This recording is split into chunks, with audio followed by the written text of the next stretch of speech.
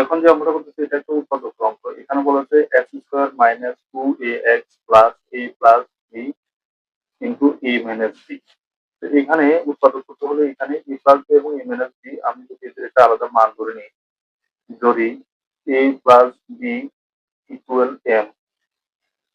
আর এ minus B equal M ধরে নিই, তাহলে যদি যোগ করে নিই, যোগ করে নিলে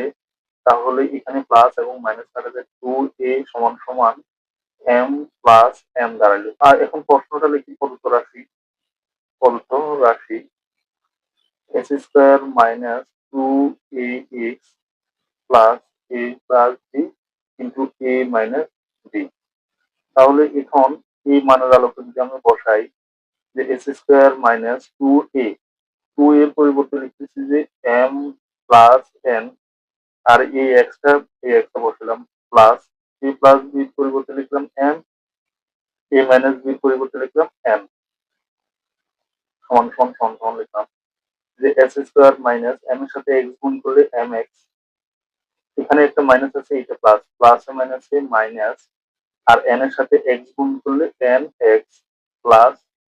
এম এন। এখানে এক্স আছে দুইটা, এখানে আছে একটা, এক্স যদি এখানে কমন নিই তাহলে এখানে থাকে এক্স মাইনাস আর এমটা মাইনাস, এখানে যদি আমরা এন একটা কমন নিই, মাইনাস এন কমন নিলে আর থাকলো কি এক্স প্লাসে মাইনাসে মাইনাস এম এম, এন এ আর এন এ চলে গেলে আর থাকলো এম, আবার এক্স মাইনাস এম মিলে গেছে। পরের লাইনে আমরা কি করবো, এক্স মাইনাস এম দুইটা থেকে একটা, আর এক্স মাইনাস এম থাকে, এক্স মাইনাস এম। এখন আমরা এই লাইনে মান বসে দিতেছি এক্স মাইনাস, এই যে এম এর পরিবর্তে এম এর মানটা বসে দিতেছি এ প্লাস বি, এম এর মানটা বসে দিতেছি এ প্লাস বি, দুইটি বন্ধনী দিলাম তাই।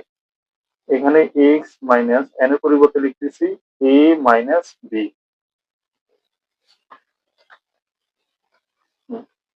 এক্স মাইনাস এ মাইনাস বি লিখছি। পরের লাইনে কি করতেছি, আমি এখন বন্ধনীটা উঠে দিব, এক্স মাইনাস মাইনাস সাথে এর সাথে গুণ করলে মাইনাস এ প্লাস মাইনাস এ মাইনাস বি, আবার এক্স মাইনাস এ মাইনাস মাইনাস এ প্লাস বি, এটাই অ্যান্সার।